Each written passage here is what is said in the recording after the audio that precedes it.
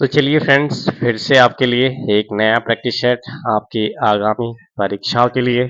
और ये प्रश्न मोस्ट इम्पोर्टेंट रहते हैं हर एग्जाम के लिए। तो पिछली परीक्षाओं में जितने भी प्रश्न पूछे गए उन्हीं प्रश्नों से ये प्रैक्टिस सेट तैयार किया गया है। और हिंदी के प्रश्नों से स्टार्ट करते हैं सेशन को। देखिए, प्रश्न है कि निम्न में से मानक हिंदी का आधार क्या है।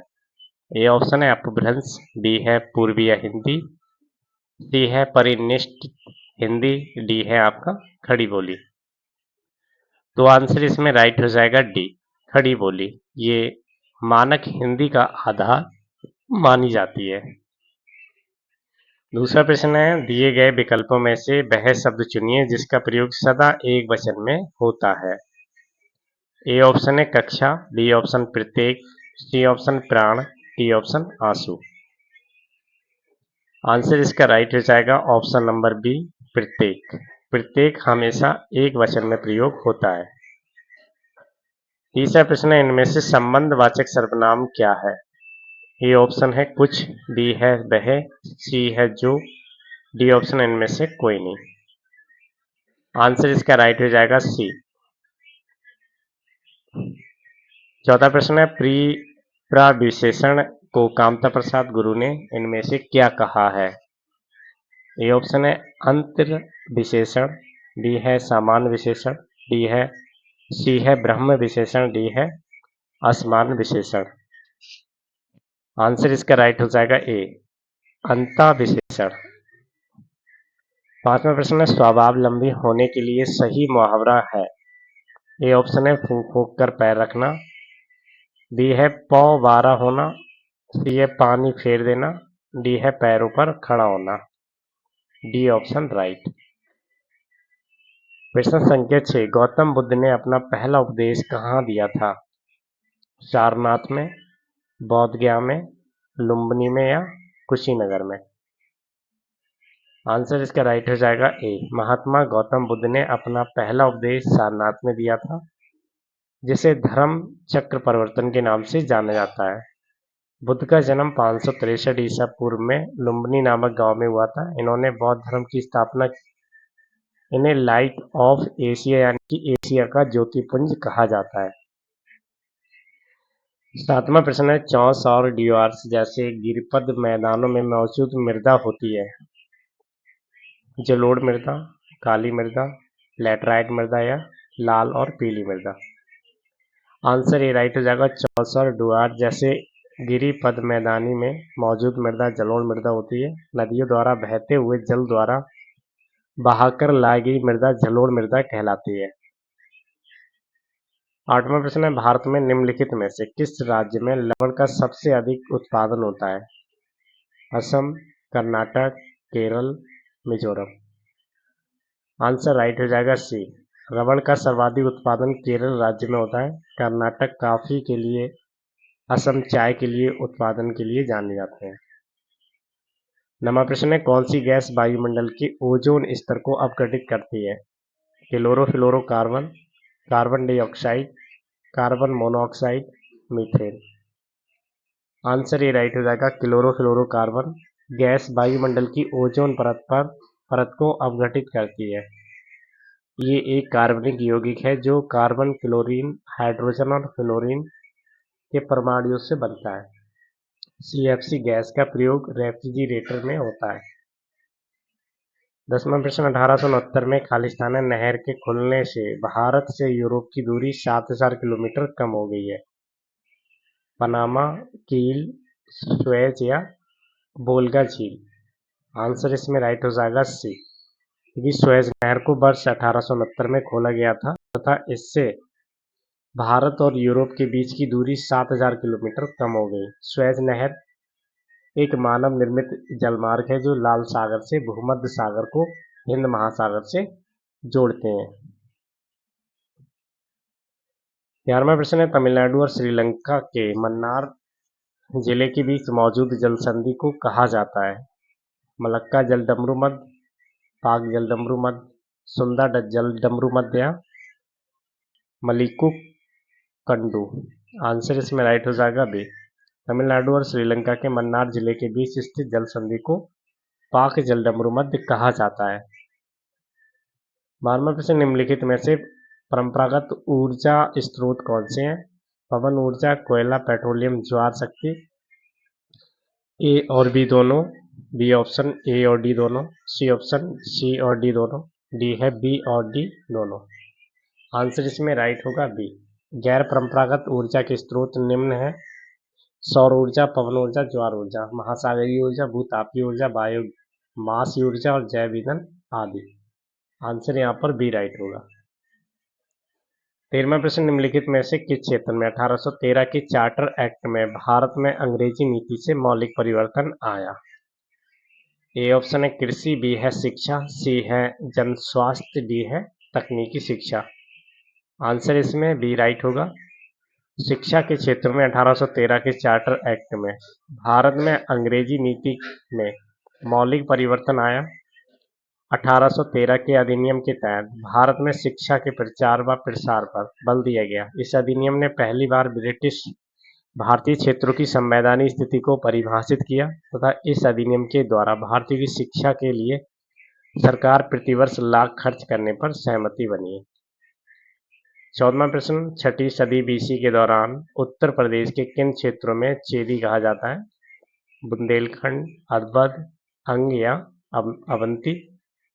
आंसर ये राइट होगा बुंदेलखंड। देखिए 6वीं शताब्दी बीसी के दौरान उत्तर प्रदेश के बुंदेलखंड क्षेत्र को चैदी कहा जाता था। चैदी महाजनपद की राजधानी शक्तिमती थी। इस राज्य का उल्लेख महाभारत में हुआ था। महाभारत कालीन शिशुपाल यहाँ के राजा थे। 15वां प्रश्न, तप्तद्वीप शब्द नीचे दिए गए विकल्पों में से किससे संबंधित है? ज्वालामुखी विस्फोट से बना द्वीप, गर्म क्षेत्र के द्वीप, उष्ण महानगर या तापशक्ति संयंत्र से घिरा क्षेत्र। आंसर सी राइट होगा। तप्तद्वीप शब्द उष्ण महासागर से संबंध रखता है। महानगरों में हीट आइलैंड ऐसे महानगरीय क्षेत्र को कहा जाता है जो मानवीय गतिविधियों के कारण अपने आसपास के ग्रामीण क्षेत्र की तुलना में गर्म हो जाते हैं।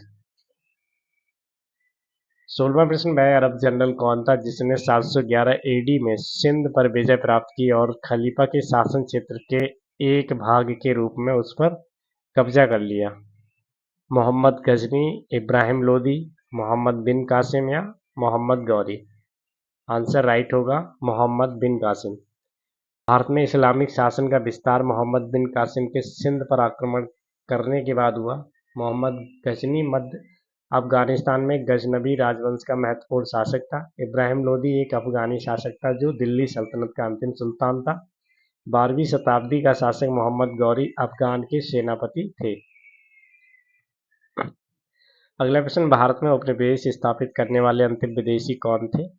पुर्तगाली, अंग्रेज, फ्रेंच या मुगल। तो देखिए यहाँ पर बी ऑप्शन राइट होगा। भारत में उपनिवेश स्थापित करने वाले अंतिम विदेशी अंग्रेज थे। सर्वप्रथम ये भारत में व्यापारिक उद्देश्य से आए थे, परंतु भारत की बिगड़ती स्थिति का लाभ उठाकर राजनीतिक सत्ता स्थापित करने में सफल रहे और इन्होंने ये उपनिवेश स्थापित कर लिया।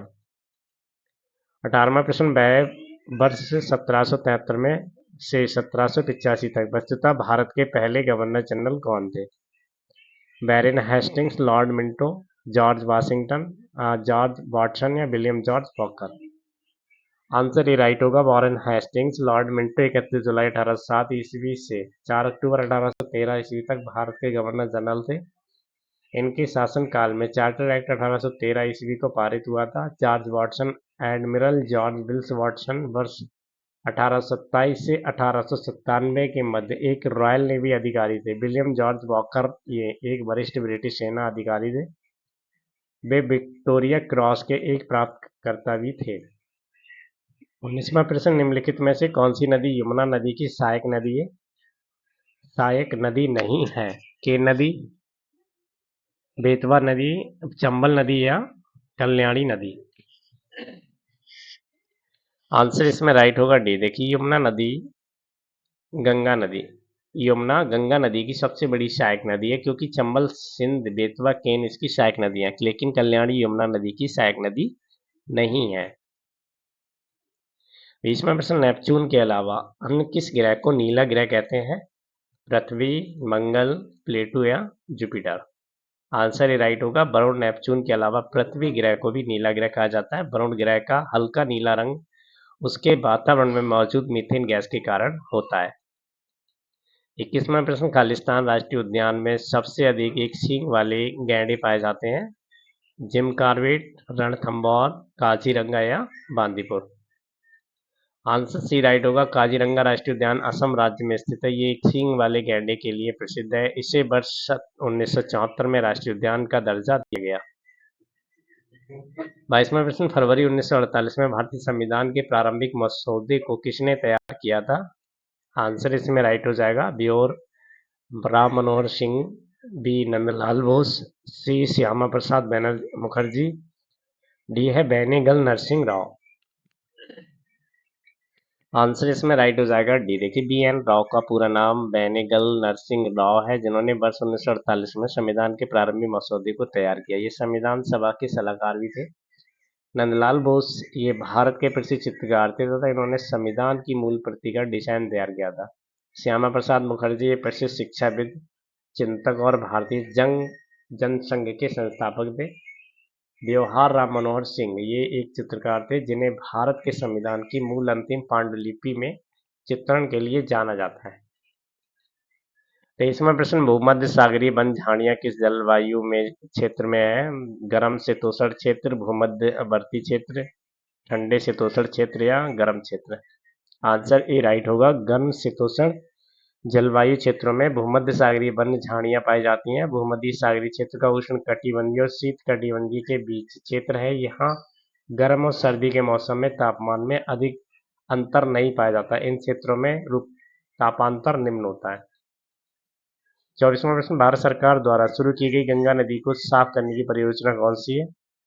नमामि गंगे, पोलावरम प्रोजेक्ट, गंगा मंथन, कल्पसार प्रोजेक्ट। आंसर ए राइट होगा। नमामि गंगे नामक परियोजना केंद्र सरकार द्वारा संचालित योजना है जिसका उद्देश्य गंगा नदी को स्वच्छ बनाना। ये योजना 7 जुलाई 2016 को प्रारंभ की गई। 25वां प्रश्न, जमींदारी व्यवस्था की शुरुआत किसने की थी? Lord Wellesley, William Bentinck, Lord Cornwallis या Lord Minto. Answer C right होगा। भारत में अंग्रेजों के समय सबसे पहले भू राजस्व प्रबंध 1793 में कॉर्नवालिस ने स्थायी बंदोबस्त व्यवस्था लागू करने के साथ किया, जिससे जमींदारी को भूस्वामी मान लिया गया था। परंतु इस व्यवस्था को वास्तविक रूप एवं व्यावहारिक रूप में लाने का श्रेय कॉर्नवालिस के उत्तरवर्ती गवर्नर जनरल लॉर्ड वेल्सली को दिया जाता है। अगला प्रश्न, भारत में पूरी तरह से जैविक कृषि अपनाने वाला प्रथम राज्य कौन है? सिक्किम, कर्नाटक, केरल या असम। आंसर ए राइट होगा। भारत में पूरी तरह से जैविक कृषि अपनाने वाला प्रथम राज्य सिक्किम है, जो कि जैविक कृषि वह विधि है जिसमें संश्लेषित उर्वरकों का प्रयोग न्यूनतम रूप में किया जाता है। इस विधि में मिट्टी की उर्वरक शक्ति को बचाए रखने के लिए इसमें हरी खाद, कंपोस्ट आदि का प्रयोग किया जाता है। मध्य प्रदेश में सर्वप्रथम 2021-22 में जैविक खेतों का आंदोलन चलाया गया था। 27वां प्रश्न, पूर्व में पुर्तगाली सत्ता के वास्तविक संस्थापक कौन थे? Pedro Alvares Cabral, Afonso de Albuquerque, Vasco da Gama या नूनो दा कुन्ना। आंसर भी राइट होगा। पूर्व में पुर्तगाली सत्ता के वास्तविक संस्थापक अल्फांसो डी अल्बुर्क थे। इन्होंने 1509 में भारत के गवर्नर के रूप में अल्मोड़ा में जगह ली। 1519 में इन्होंने बीजापुर के सुल्तान को हराकर गोवा पर कब्जा कर लिया।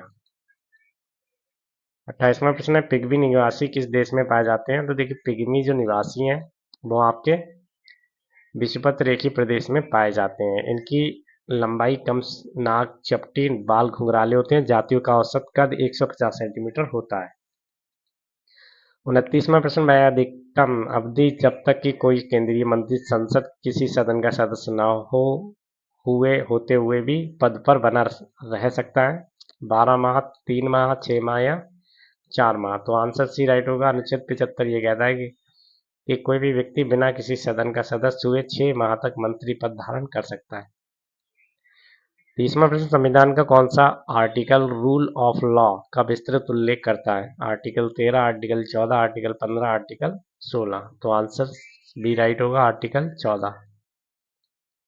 31वां प्रश्न, पूना समझौता 1932 ईस्वी इनके मध्य एक करार था। अंबेडकर गांधी, गांधी नेहरू, अंबेडकर सरदार या अंबेडकर नेहरू। तो ए ऑप्शन राइट होगा, अंबेडकर और महात्मा गांधी जी। इनके बीच समझौता हुआ था, दलित वर्गों के राजनीतिक प्रतिनिधित्व से संबंधित था। ये समझौता गांधी जी के आमरण अनशन के जवाब में हुआ था, जब ब्रिटिश प्रधानमंत्री ने दलितों के लिए अलग निर्वाचन क्षेत्रों की घोषणा की थी, जिसका अंबेडकर ने विरोध किया था। 32वां प्रश्न, किस वर्ष बाबर ने सुल्तान इब्राहिम लोदी को पानीपत की लड़ाई में पराजित किया था? 1527, 1526, 1525, 1524। बी ऑप्शन राइट, बाबर ने सुल्तान इब्राहिम लोदी को 1526 ईस्वी में पानीपत की पहली लड़ाई में पराजित किया था। यह लड़ाई भारत के इतिहास में एक महत्वपूर्ण घटना थी, क्योंकि इसने भारत में मुगल साम्राज्य की नींव रखी। 33वां प्रश्न, निम्नलिखित में से क्या ये ग्रीन हाउस गैस है? गैस नहीं है। जलवाष्प, नाइट्रेट्स ऑक्साइड, ओजोन या नाइट्रोजन। देखिए, नाइट्रोजन और ऑक्सीजन ग्रीन हाउस गैस नहीं है, क्योंकि ये अवरक्त विकिरण को अवशोषित नहीं करती हैं। मुख्य ग्रीन हाउस गैसों में कार्बन डाइऑक्साइड, जलवाष्प, मीथेन, नाइट्रेट्स ऑक्साइड और ओजोन शामिल है। 34वां प्रश्न, यूरोप के उच्चतम पर्वत शिखरों में से एक माउंट एल्ब्रॉस कहाँ स्थित है? जर्मनी, स्विट्जरलैंड, रूस या यूक्रेन। आंसर सी राइट होगा, माउंट एल्ब्रस यूरोप के उच्चतम पर्वत चोटियों में से एक है। ये रूस में स्थित है, जो जॉर्जिया की सीमा के ठीक उत्तर में काकेसास पर्वतमाला में है। ये प्राचीन ज्वालामुखी है, जिसकी पश्चिमी चोटी 5642 मीटर यानी कि 18,510 फीट ऊंची है। 35वां प्रश्न, किस प्राचीन साम्राज्य में महिलाएं कुश्ती में भाग लेती थी? बहमनी साम्राज्य, विजयनगर साम्राज्य, चोल साम्राज्य या उपरोक्त में से कोई नहीं। आंसर भी राइट होगा। नूनिज ने उल्लेख किया कि विजयनगर साम्राज्य में महिलाएं कुश्ती सहित शारीरिक गतिविधियों में कुशल थी। शारीरिक खेलों में उनकी सक्रिय भागीदारी को दर्शाता है। 36वां प्रश्न, खादर और भांगर निम्नलिखित में से किस प्रकार की मिट्टी है? काली मिट्टी, जलोढ़ मिट्टी, लाल मिट्टी या लैटराइट मिट्टी। आंसर भी राइट होगा, जलोढ़ मिट्टी। 37वां प्रश्न, भारत में राष्ट्रीय उपभोक्ता दिवस कब मनाया जाता है? 24 नवंबर, 24 जनवरी, 24 दिसंबर या 24 अप्रैल। आंसर भी राइट होगा, भारत में राष्ट्रीय उपभोक्ता दिवस 24 दिसंबर को मनाया जाता है। अगला प्रश्न है, गोल्डन पेन ऑफ फ्रीडम पुरस्कार किससे संबंधित है? पत्रकारिता, सिने कला, खेल संपादकीय या साहित्य संबंधी लेखन। तो ए ऑप्शन राइट रहेगा इसमें। गोल्डन पेन ऑफ फ्रीडम एक अंतर्राष्ट्रीय पुरस्कार है, जो पत्रकारिता, विशेष रूप से प्रेस की स्वतंत्रता की रक्षा और संवर्धन में उत्कृष्ट योगदान देने वाले व्यक्ति या संगठनों को दिया जाता है। ये पुरस्कार विश्व समाचार पत्र संघ, बैन एंड इफ्रा द्वारा दिया जाता है। ब्रिटिश शासन को भारत से उखाड़ फेंकने के लिए इनमें से किसने फ्रांसीसियों की मदद मांगी थी? संभाजी, शिवाजी, हैदर अली या टीपू सुल्तान।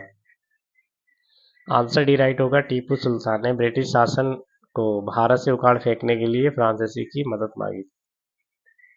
40वां प्रश्न, भारतीय मानक मेरिडियन 5 राज्यों के माध्यम से गुजरता है। इनमें से कौन सा राज्य 5 में से नहीं है? आंध्र प्रदेश, ओडिशा, बिहार या छत्तीसगढ़। तो आंसर इसमें सी राइट होगा, भारतीय मानक मेरिडियन जिन 5 राज्यों से होकर गुजरता है उनमें उत्तर प्रदेश, मध्य प्रदेश, छत्तीसगढ़, ओडिशा और आंध्र प्रदेश है। बिहार राज्य से नहीं गुजरता है।